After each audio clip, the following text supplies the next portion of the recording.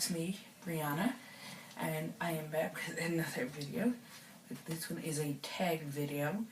This is the 7 deadly sins of a model horse collector. This tag was started by FinelyLover, so thank you, FinelyLover, for starting this fun tag. And update before we get into it. I will not be active on YouTube for the next 2 or 3 days. I mean, I probably will make videos, but I will not be able to upload them because of the Christmas holidays and all that going on. So, yeah. So, I may try and get my Christmas Eve model horse haul video up tomorrow, but I can't promise anything because Christmas Eve is usually very, very busy for us, and the family stays late into the night and it's very noisy. So, and yeah, sorry about the mask. My parents' godson decided to come over and wanted to celebrate Cinco de Mayo with Christmas. Yeah, don't ask, I don't even get it. So, onto the video now. So the first one is greed. What is your least expensive model? What is your most expensive model? Well, my least expensive, ironically, I consider these my least expensive because I didn't actually buy them. I got these guys, actually, for free at Amanda Reed's Novice Show, New England Novice Extravaganza, this past June, I believe it was. Drawing a blank on the date, but it was in June, and a lady brought a box of briars that were all for free, and I love draft horses, so when I saw this set, I knew they had to come home with me. So technically, even though these were free, I consider these my least expensive model horses because I didn't have to pay anything for them. So those are my least expensive model horses. And here's the foal. Foal, that goes with the mare. Really cute little thing. And as for my most expensive model, would be this girl here. My Peterstone trotting drafter, Naomi. Now, I'm not going to say how much I spent on her because it's a ridiculous amount. Let's just say it was, I don't know, 100 or more. Let's just leave it at in that area, 100 or more. I'm not going to give exact figures because I probably shouldn't have spent that much money on a model horse, but I did, and she came home with me. I bought her. I know Terry Heath probably remembers how much I bought her for, but this I bought from her at Bay State at the end of the day. She just kept calling to me all day, and at the end of the day I caved and I bought her.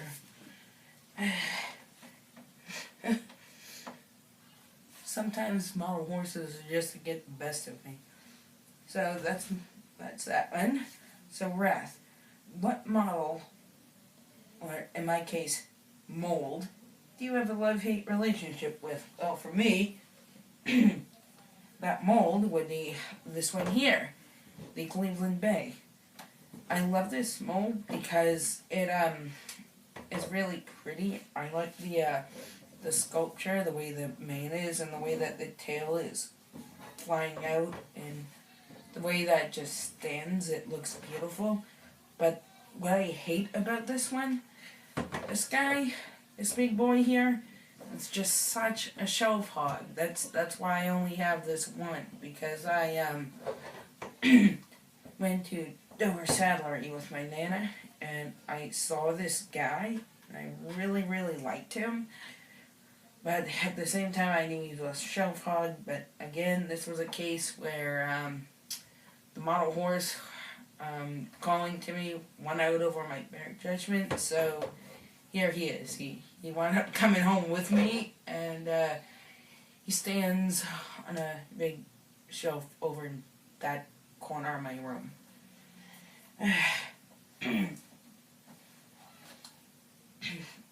Now, Gluttony, what's your favorite model? Well, I've actually got a couple for that, and one I need to actually grab because I did not grab him when I was getting the others. So I will start with him, and that would be this boy right here. This is a Peter Stone Arab Glory. It was a special run for some kind of event on the West Coast or South Coast or something like that. I think there were only like 100 and something of him made. I'm drawing a blank right now, but I know there were very, very few of him made, so yeah. So this is one of my favorite models, mostly because I didn't know I was getting this boy, and this guy actually came from the same woman, Terry Heath, that I bought this big, beautiful girl from. But the funny thing is, at Bay State this year, I did not know I was going to get this guy.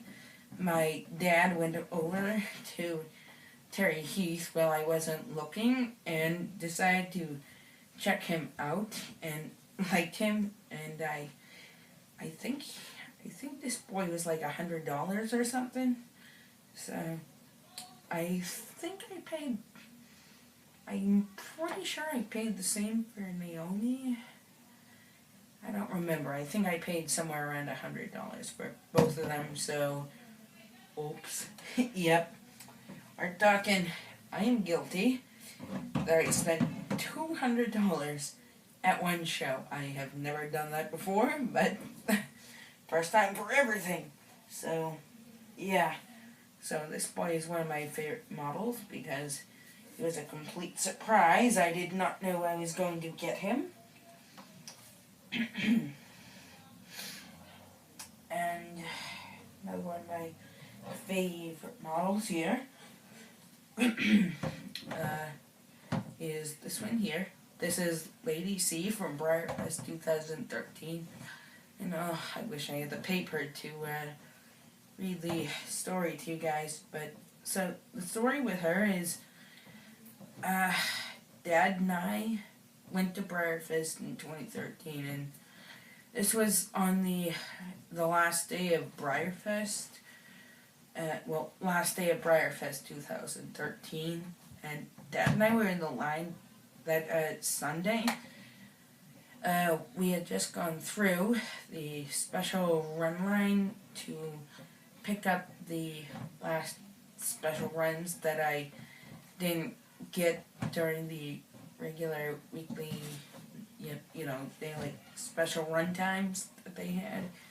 So we were paying for that, and I was talking to Dad about how I was kind of bummed out that I didn't get this pretty girl because I actually love the Blue Breast Bandit mold. So,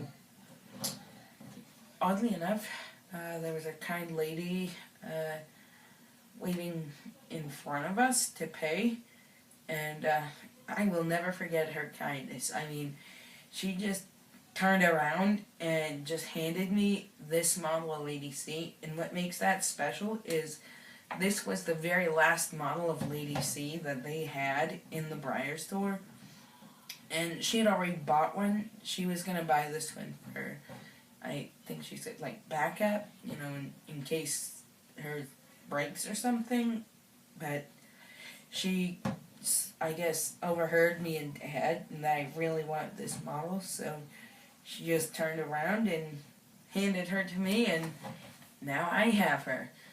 So that in a nutshell is why this model, above all else, is actually probably one of my most sentimental and special models, and I am never going to sell her, not for any price. I mean, sounds morbid, but this girl will probably go to the grave with me. As morbid as that sounds.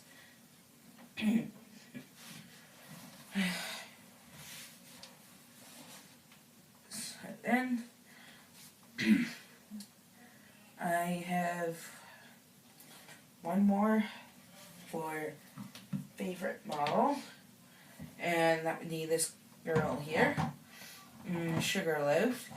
She was, wait, yeah, I forget, it doesn't say on her belly. I want to say like 2013 or 2014, Briar Collectors Club, Christmas, raffle lottery drawing model thing, and, I actually only entered, like, once for this girl, because I was like, I'm probably not gonna win.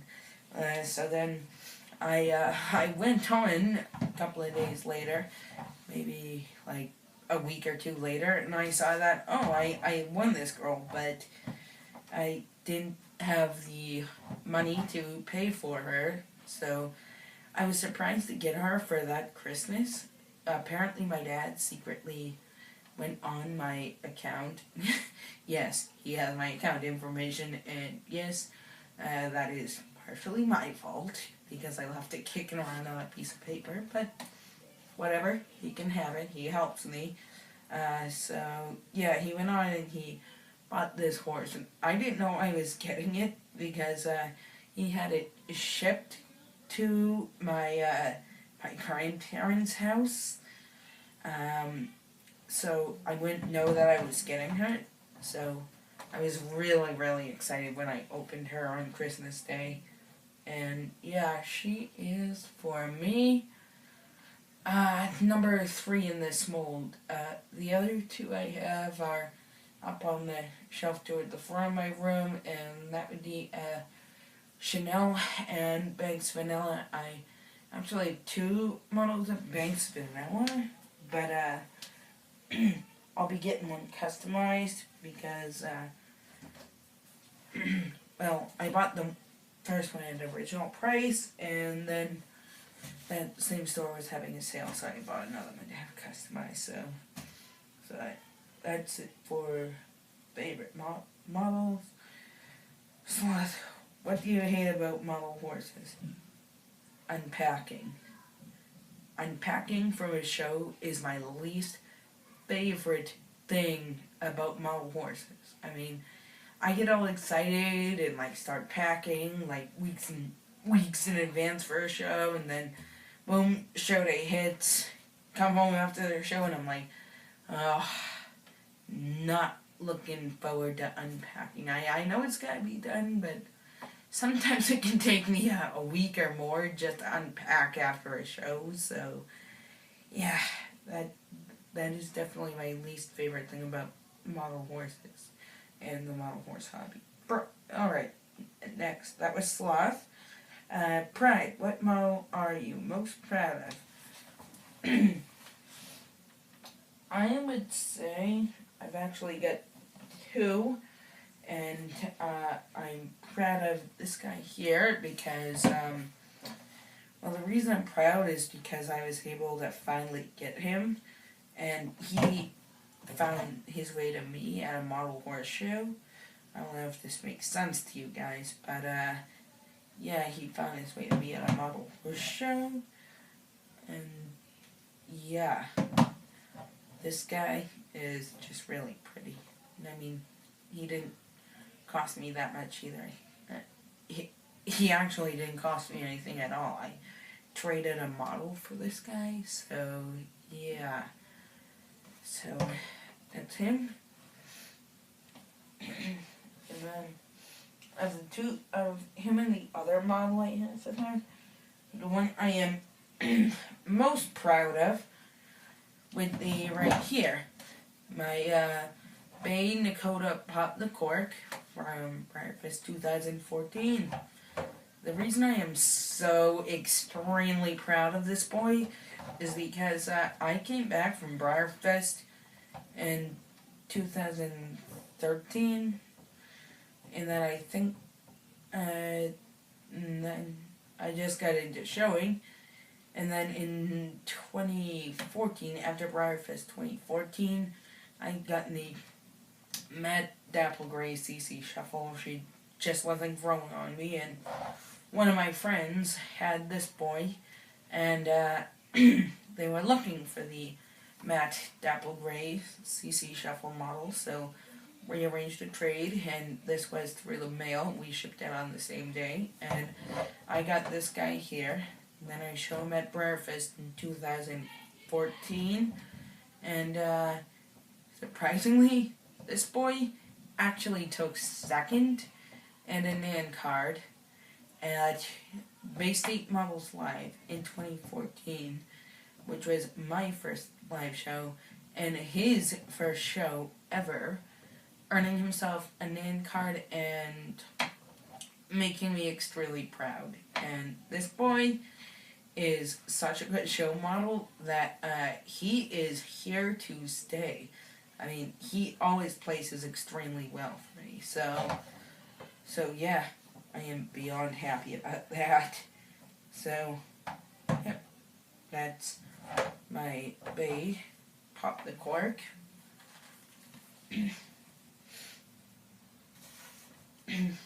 Lust.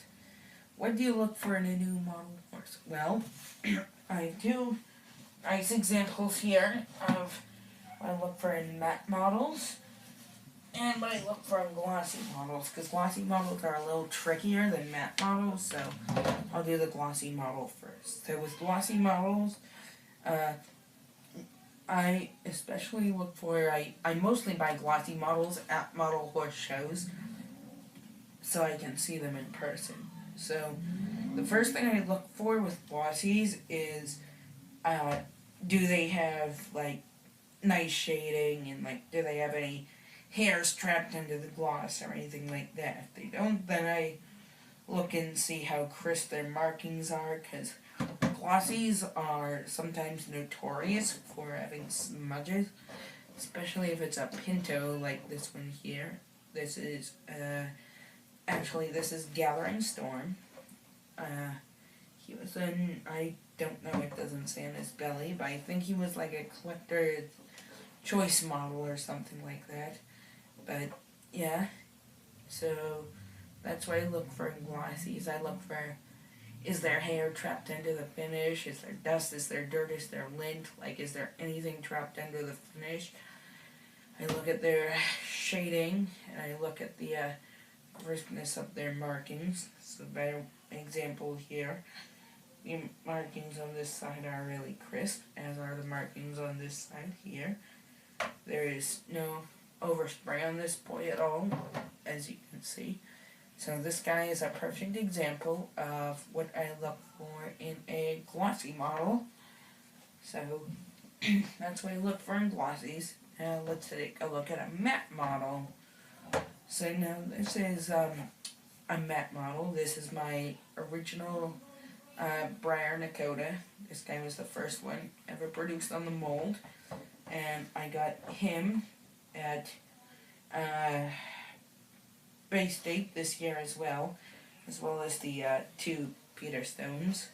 And this guy is a good example of what I look for in a matte model. Like, he has nice shading, and how his face like fades into his neck. You might be able to see it better on this side, but his face color fades into his neck. His legs fade together nicely. He has just really nice shading and coloring, and real nice conformation too. Oh, I forgot to mention conformation. Conformation is a big thing for me, because I like Bubbly 4041. I actually, my goal of collecting is to collect models that will do well in the show ring.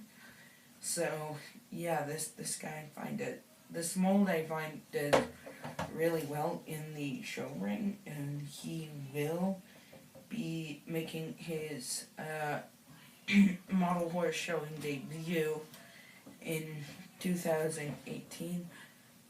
Probably at Brenda Bednar's show, Southern New England Winter Roundup. And if you want to see any of these models in person, I will have them at Brenda's show if you want to stop by and see what I mean by how nice all my models are and all that, how flawless. But yeah, so yeah, that's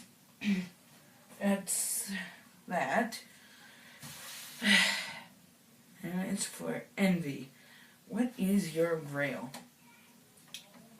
I don't know. I really don't have one specific grail, but the one that I'm on the hunt for right now is Albarozo, and actually originally this guy was my grail model, but I managed to get him at Big State. So the new model that I'm on the hunt for, because I have a list of grail models in the order that I want them, this guy was on the top of the list, so the next one I'm looking for is Albarozo, and then I'll be looking for a Mariah's Boone, and just general models that I really want but do not currently have.